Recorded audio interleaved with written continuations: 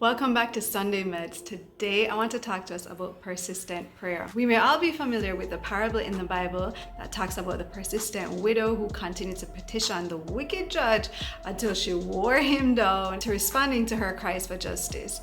And Jesus uses to say, if this wicked judge would eventually respond because of her persistence, how much more is your Father in heaven, who is a good Father and cares about you, will he respond to your persistent prayer? Therefore, we always need to be praying. So I myself have seen a lot of testimonies and fruit of persistent prayer. For example, I have a prayer partner who I've been praying with every week for a few years now.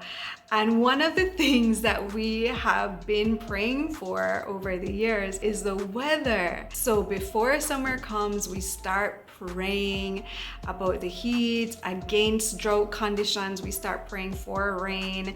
We pray against the Sahara dust. And then approaching hurricane season, we pray covering and protection over that, but also favor that we will receive the good of it, the rain and the cooling winds, without the damage and destruction. One of the things that I have learned through praying with this person about the weather is to continue to pray even when you see the prayer being answered, because prayer is like a weapon. It can be used like a battering ram against the enemy's strongholds. And so once you see a crack, once you see some effect of that prayer, it is not the time to stop. It is the time to continue, all the more being encouraged that your prayer is working, your prayer is bearing fruit. Because using the same warfare kind of imagery, if you're going against this large door trying to infiltrate the enemy's territory, a little leeway or a little crack in the door is not complete victory. So that is not the time to stop the battering ram. It is the time to ramp it up even more, knowing that the victory is certain. When you pray persistently, the process of prayer becomes a teacher. Christianity is a very experiential phenomenon.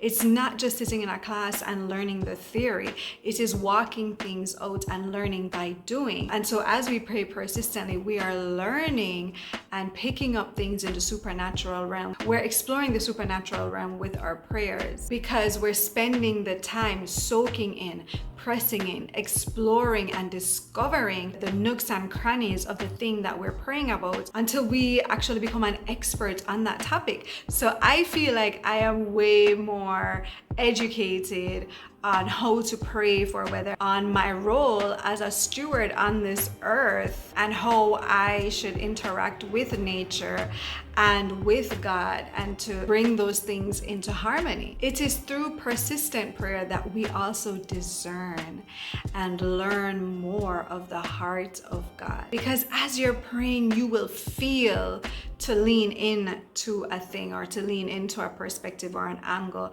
on how you're praying. And you will feel that kind of resistance or dryness in other areas. And so you really become more of an expert on that topic, but also you learn more of the heart of God. Persistent prayer also illuminates other things to pray about.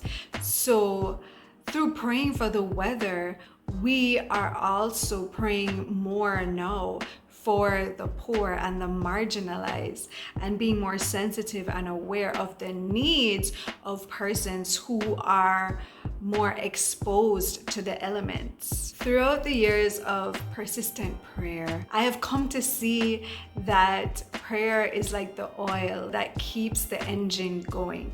You want to keep it maintained. You want to keep it well oiled. You want to pray at all times about all things. So I want to encourage us today, pick a topic, find something, and dedicate yourself to praying for that thing persistently so that you will learn more about the heart of God. You will press into the greater mysteries in the supernatural realm, that you will become an expert in various topics, and so that you will also be encouraged when you see these prayers being answered.